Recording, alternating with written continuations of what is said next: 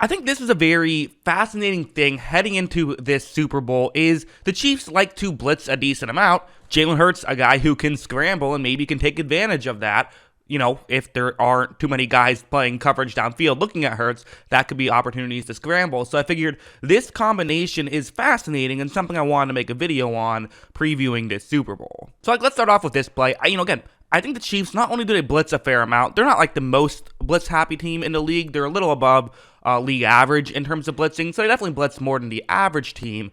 But it's less about, I think, just the amount of blitzes and more about their timely blitzes. And also, I just think they're effective at blitzing. And this play is a great example of it, where the two players I've circled will be rushing the passer on this play. They also have the edge rusher lined up closer towards the bottom of the screen who's going to drop back in the coverage. Look at how when this play begins, Josh Allen reads this pretty quickly and is quickly scrambling towards the bottom of the screen. So, okay, could potentially be trouble. And this is something that, I specifically chose this game kind of because it made me think of, Jalen Hurts. You could argue there's some stylistic similarities, both guys who run the ball effectively, Hurts and Allen. But you see that Kansas City player, the defensive tackle here, is reading this play well. And this is just what Kansas City does effectively, I think, is when they do these sort of exotic blitzes, everyone knows the situation and knows their job. So in this spot, a lot of defensive tackles would just continue rushing straight up the middle, but that would potentially just completely give up containment because, again, no edge rusher over there, and Allen could run for as many yards as he wants. However, because of the good read, you now have a position where Josh Allen does not have a ton of room to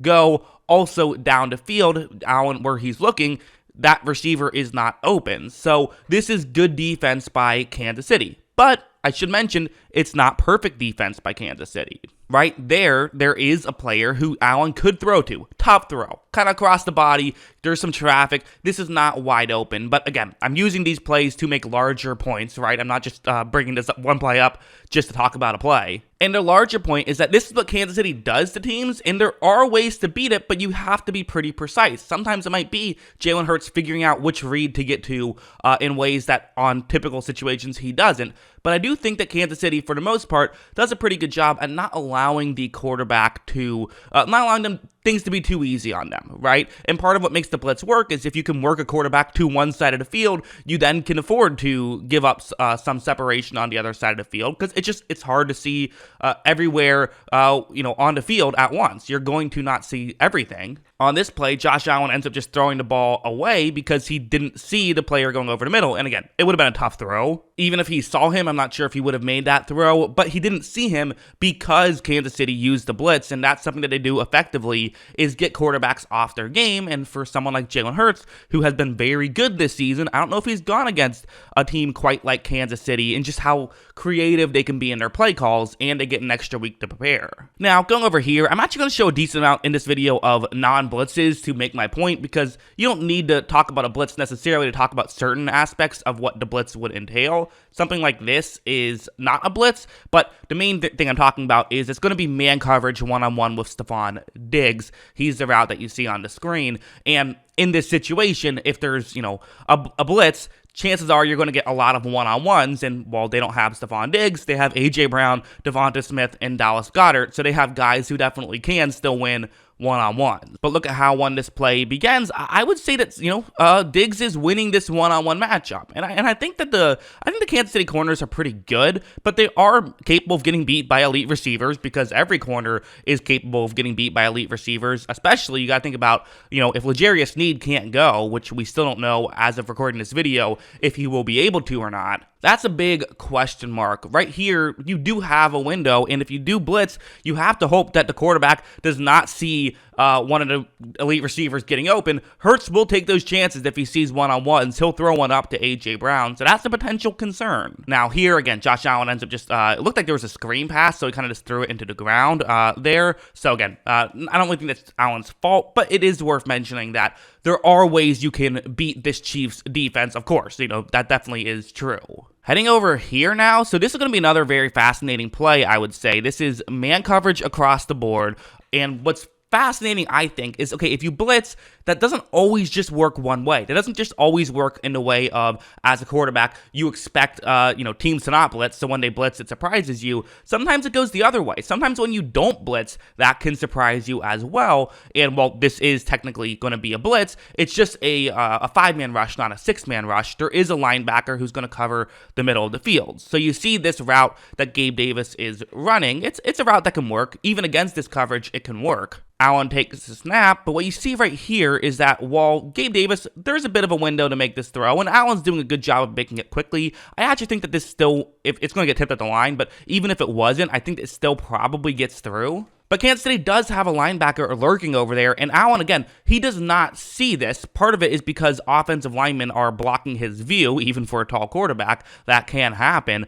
And again, maybe Allen still would have made this throw had he seen it, but I'm pretty sure he just doesn't even see this situation and is just making a bit of a risk. Look, as you see, it gets tipped up. Would that have been gotten through? Possibly. That's very, very close. But again, it goes to a major point of, the main point about this is you can potentially fool teams, and maybe you could find a way to get a turnover or two against Jalen Hurts, who's a guy who does not turn the ball over. He's one of the, he's very much in the vein of he does not give the ball to the other team. That's part of why the Eagles have been so successful. So you do have to wonder, with two quarterbacks who do not turn the ball over, if Kansas City can scheme an interception at some point in this game, that could be enough to make a difference, as Philadelphia is not a team that very often has a negative turnover differential. But again, will it happen in this game? I trust Jalen Hurts to protect the football, but you just might have an opportunity that you typically don't against Jalen Hurts. I also think about this situation. This is going to be it's a man coverage play across the board. Again, not a blitz, but still man coverage. That's what I'm bringing it up for. And here's the thing. Steve Spagnuolo, he is the defensive coordinator for the Chiefs, does an incredible job, I would say, of scheming up the blitzes and calling the blitzes at the right times to surprise quarterbacks. But he's going to have to in the Super Bowl, because if Nick Sirianni and this Eagles coaching staff can catch on to when they're blitzing, that's when trouble could arise. Look at that concept for Philadelphia, just a little pick play, and if they can catch on to these blitzes, catch on to when there's man coverage, that could be trouble. Watch how on this play, you're going to see Jalen Hurts is able to flip it to Goddard, who's going to end up getting all the way into the end zone on that play. Really good job by him, but really good, well-coached play, because they figured that it was going to be man coverage on that play. And for Philadelphia, maybe they'll just do that a decent amount, is run those types of concepts and hope that they can catch the Kansas City Chiefs in a blitz, and then you have kind of a lottery situation play out. So it's the kind of, there's the action, and then there's the counter action, and how all of that works. This is the fun chess match that is, a football game, and it's hard to predict exactly who will win the chess match, who will get the calls played correctly, because these are two teams that have really called plays very well this season. Obviously, that's part of why they're here. And finally, the last point is kind of what I teased at the beginning, is Jalen Hurts' scrambling ability. Now, Jalen Hurts doesn't rely on his scrambling ability as much as some people might think. A lot of times his runs come on design runs. He is definitely someone who likes to throw the ball. He looks to throw the ball first, but obviously he can use his legs. But on this play, it's again another man coverage, not a blitz situation, but again, point still stands. The man coverage stuff, which the reason I should also mention is Kansas City doesn't really do a lot of man coverage when they're not blitzing. Typically when they run man coverage, they blitz. Obviously, they'll sprinkle some in there, but just, again, that's worth noting. But anyways, watch what happens on this play. Jalen Hurts takes a snap, doesn't love what he sees throwing, but hey, it's man coverage. Time to scramble up and see if you can make something happen. Are you going to make something happen? Seems unlikely, right? Green Bay player, Quay Walker, does a good job of reading this play and getting in position to make a tackle, but then he's not able to make a tackle on Hurts, and really no one's able to make a tackle on Hurts. Look at him do great work in open space, and that was, a situation where really in that spot, Philadelphia didn't have a ton going on that play, but Hurts was able to just get you yards anyway. And if you do try to blitz him, you have to be very careful. You don't give up containment. You don't let him get past the line of scrimmage. You don't let him pick up some space, because, he had to get to the 35-yard line on that play to get a first down. Not many quarterbacks get a first down on that play. Very few do. Hurts was one of them. A great job by him to do that, and that's just something you have to watch out for. So who benefits in this scenario? Well, I'm going to go over to my chart. This is what I've been doing for every single, I've added every single video I've made onto this list. Well, as in every single preview about the Super Bowl, not every single video, period. Obviously, this is the list of, videos I've made previewing the Super Bowl and who I decided to give the advantage to and how big of an advantage I think it is.